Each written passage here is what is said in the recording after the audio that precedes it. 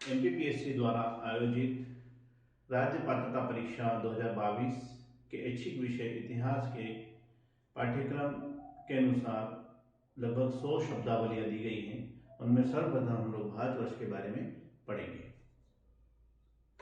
जो भारत है वो भूमध्य रेखा के उत्तर में स्थित है, मतलब उत्तरी गोलार्ध में है।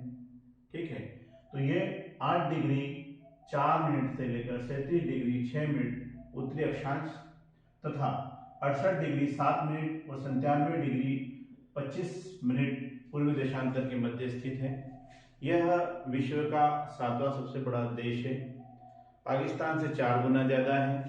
प्राचीन काल में आर्यों की भरत नाम की शाखा ने यहाँ पर शासन किया, तो इसलिए यह भरत का देश कहलाया। भरत से ये भारत हुआ। उसके बाद आर्यों ने यहाँ पर निवास किया। आर्यों ने निवास किया इसलिए क्या कहलाया? आर्यावर्त। बौद्ध ग्रंथ में ईसा पूर्व 3री शताब्दी में मौर्य वंश का जहां शासन था उसे जम्बूद्वीप कहा गया है। चूंकि ईरानी स को ह उच्चारित करते थे, सिंधु नदी के दक्षिण में ये पूरा देश है जो उत्तर पश्चिम बहती है, तो सिंधु को वो हिंदू कहते थे। तो जहां पर सिंधु नदी बहती है उसको उन्होंने हिंदुस्तान नाम दिया। और यूनानी सिंधु नदी को इंडस जानते थे, इंडस नाम से जानते थे, तो इसका इंडस से नाम होकर इंडिया हो गया। और आज हम इंडिया को जो अंतर्राष्ट्रीय स्तर पे भारत को भारत और इंडिया 2 नाम से जाना जाता है। अब हम सभा को समझेंगे। सभा की उत्पत्ति ऋग्वेद के उत्तर काल में हुई। ठीक है, वृद्ध या श्रेष्ठ, अभिजात या संभ्रांत, इन लोगों की यह संस्था है। और श्रेष्ठ जन को सुजान भी कहा जाता था।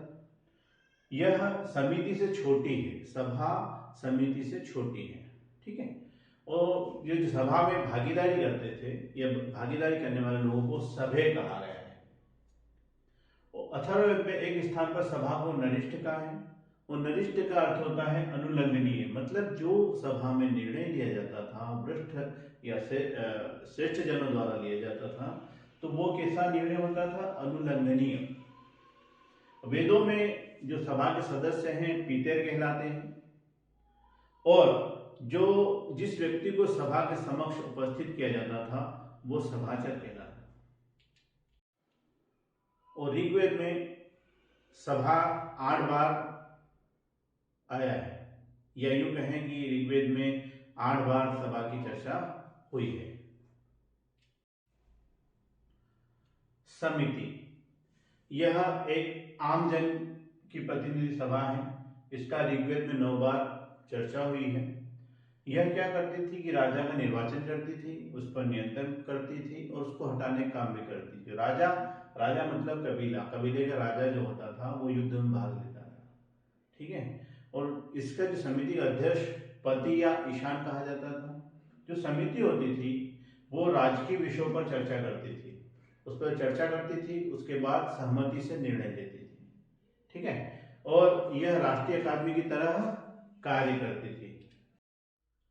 सभा और समिति में महिलाएं आरंभ में भाग लिया करती थी, लेकिन बाद के जो काल थे उत्तर वैदिक काल में सभा और समिति में महिलाओं का जो प्रवेश है वो निषेध कर दिया गया। और अथर्ववेद में सभा समिति को प्रजापति की 2 पुत्रियां कहा गया है। अगला शब्द है वेदांत। वेदों का अंतिम भाग होने के कारण इसको क्या कहा है? वेदांत। वस्तुतः यह उपनिषद है और यह गद्य पद्य शैली में है और यह वैदिक साहित्य का अंतिम भाग है। उपनिषद का जो अर्थ है वो समीप बैठना, बैठ मेरे पास तुझे देखता रहूं, वो वाला नहीं, गुरु के पास। ठीक है, गुरु के पास बैठकर ज्ञान लेना। ठीक है, उपनिषद एक ऐसा रहस्य ज्ञान है जो हम गुरु के सहयोग से ही ले सकते हैं। ब्रह्म के विषय में ज्ञान मिलती है। ब्रह्म विद्या किससे मिलेगी? गुरु से।